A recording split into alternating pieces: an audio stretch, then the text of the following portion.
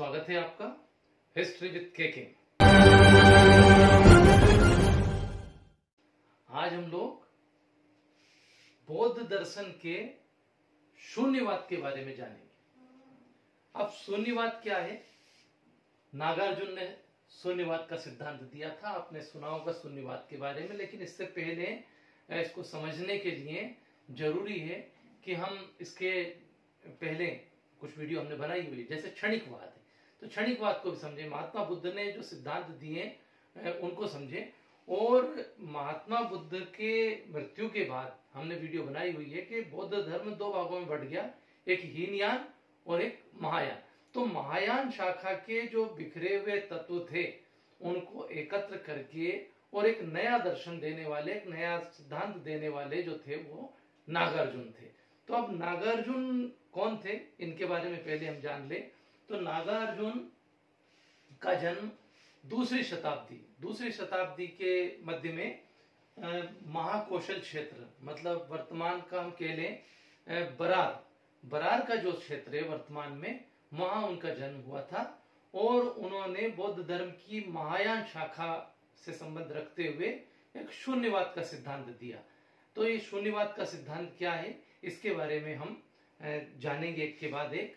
परंतु पहले ये देखें कि उनके इस कार्य को और आगे किसने बढ़ाया और कौन लोग शामिल थे जिन्होंने इस बारे में शून्यवाद का समर्थन किया।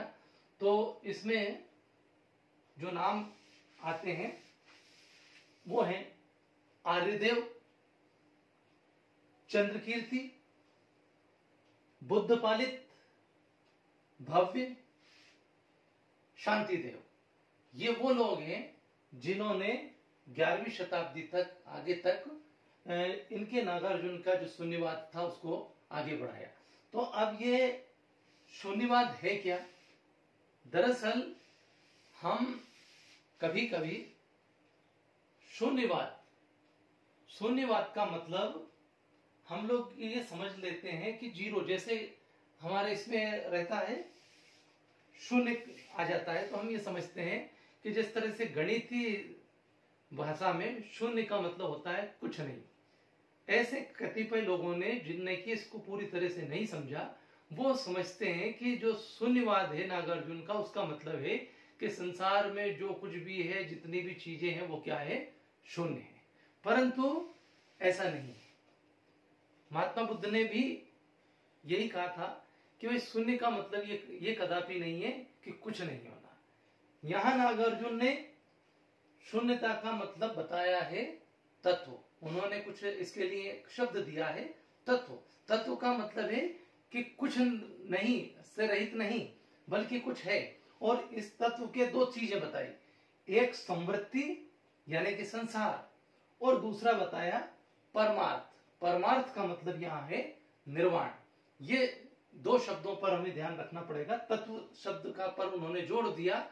इसका मतलब उन्होंने बताया कि शून्यता का अर्थ सिर्फ इतना है कि जिसका हम वर्णन नहीं कर सकते। संसार में बहुत सी वस्तुएं हैं जिनका हम वर्णन नहीं कर सकते। और कोई भी तत्व है, कोई भी पदार्थ है, उनका जो हमारी बुद्धि है, तो बुद्धि की दृष्टि से चार प्रकार से हम सोचते हैं। कोई किसी भी पदार्थ के बारे में चार तरह से हम सोच सकते हैं। चतुष्ट सिद्धांत अगर है, कौन कौन से हैं वो? नंबर 1 आस्ति। आस्ति का मतलब है, जो हमारी बुद्धि सोचते हैं, आस्ति का मतलब है कि पदार्थ है, कोई चीज हमें दिख रही है कि हाँ पदार्थ है, तो इसका मतलब हुआ आस्ति। दूसरा होता है नास्ति। नास्ति का मतलब है कि पदार्थ नहीं है। आस्ति यानी पदार्थ है, नास्ति यानी पदार्थ नहीं है।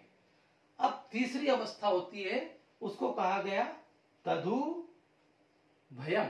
तदु भयम अर्थात आस्ति और नास्ति दोनों, पदार्थ है भी और पदार्थ नहीं भी है। चौथी अवस्था वो होती है जिसको कहते हैं नौभ्यम। नौभ्यम का मतलब होता है पदार्थ ना है और ना नहीं। तो ये चार अवस्थाएं होती है। इन्हीं तक हमारी बुद्धि सोचती है। यहाँ तक हमारा रहता है कोई चीज है, नहीं है, हो भी सकती है, नहीं भी है, ना है और ना नहीं है। तो ये 4 तरह से हम सोचते हैं। उन्होंने जो शून्यता का सिद्धांत दिया, शून्यवाद का सिद्धांत दिया, उसके कुछ चीजें हैं, कुछ बातें हैं उसके अंदर। आइए हम उनको देखें। नंबर 1 क्या है शून्यता? मैंने बताया कि वो तत्व है। अब यहां पहली चीज जो आती है इसमें वो है कि संसार की कोई सत्ता नहीं है। इन्होंने क्या कहा कि संसार की कोई सत्ता नहीं है। नागार्जुन के अनुसार संसार में कोई सत्ता नहीं है। जो लोग संसार को शाश्वत मानते हैं वे भ्रम में हैं, क्योंकि जो संसार है वो शाश्वत नहीं है, नष्ट हो जाने वाला है। लेकिन कुछ लोग ऐसे हैं जो एक संसार को मानते ही नहीं है, तो वो भी गलत है, भ्रम में है, क्योंकि संसार के अल्पकालीन स्वरूप को तो मानना पड़ेगा। अल्पकाल में तो है, वर्तमान में तो है, इसलिए उसको मानना पड़ेगा। तो वही बात आई यहाँ कि पदार्थ है भी और पदार्थ नहीं भी है। तो आस्ति भी हो गया और यहाँ पर नास्ति भी आ गया। दूसरी बात उन्होंने कही कि शून्यवाद का जो सिद्धांत है उसके अनुसार उन्होंने कहा कि वस्तुएं ना तो स्वतः उत्पन्न होती है और ना दूसरे से और ना बिना कारण के। अर्थात जो वस्तुएं हैं वो क्या है कि ना तो स्वतः उत्पन्न होती है और ना कोई वस्तु दूसरे से उत्पन्न होती है। और तीसरी बात इसमें क्या कहा कि कोई भी वस्तुएं बिना कारण के उत्पन्न नहीं होती, तो सब साकारण है। तो साकारण है इसलिए शून्यवाद की स्थिति है। तीसरी बात, सांसारिक वस्तुएं तत्व से रहित है और तत्व प्रपंच रहित है। संसार की वस्तुएं सत नहीं है। चौथी बात, संसार में जो कुछ है वह सब शून्य है। संसार शून्य है क्योंकि उसमें तत्व का अभाव है। तत्व भी शून्य है क्योंकि उसमें प्रपंच और नानत्व का अभाव है। इस प्रकार शून्यवाद जो है उसका प्रयोग सापेक्ष और निरपेक्ष दोनों रूप में किया गया। और यहां जो बात कही गई तत्व और जगत की, तो उन्होंने कहा कि तत्व और जगत, संसार और निर्वाण में कुछ भी अंतर नहीं है। कार्य कारण से में परे देखने पर ये एक ही लगते हैं। तो इस तरह से शून्यवाद का जो सिद्धांत है वो ये नहीं कहता कि कुछ नहीं है, है तो, लेकिन उसकी थोड़ी सी सोच का हमारा अंतर है, हमारा भ्रम है।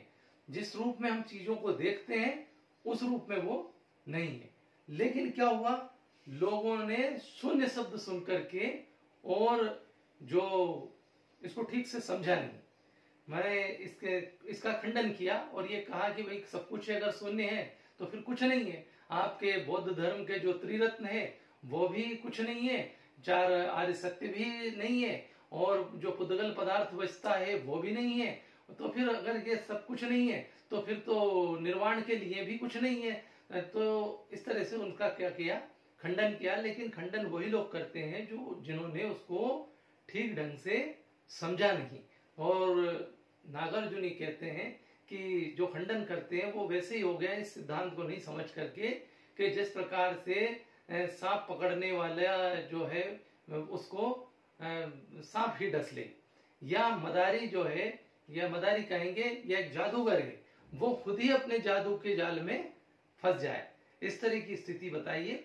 इसको समझने के लिए क्या कहा उन्होंने कि तत्व शब्द का उपयोग किया है।